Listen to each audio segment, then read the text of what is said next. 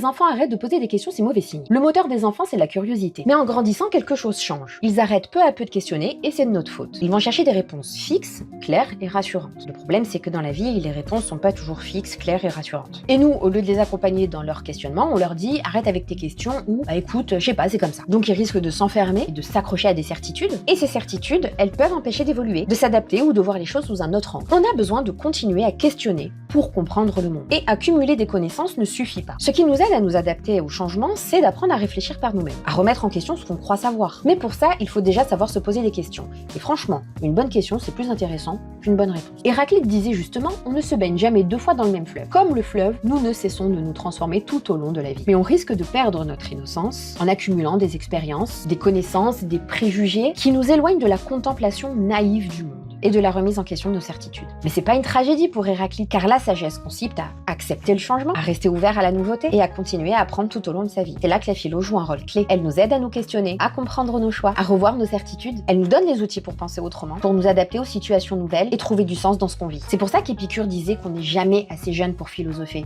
Et c'est à prendre au pied de la lettre, car ce qui rend la philosophie possible existe chez les enfants dès l'âge de 4 ans, donc c'est pas fait que pour les adultes. Donc si tu veux aider les enfants à garder cette curiosité, comment t'intéresser, je t'envoie le lien vers un cours gratuit pour animer des ateliers de philosophie avec eux.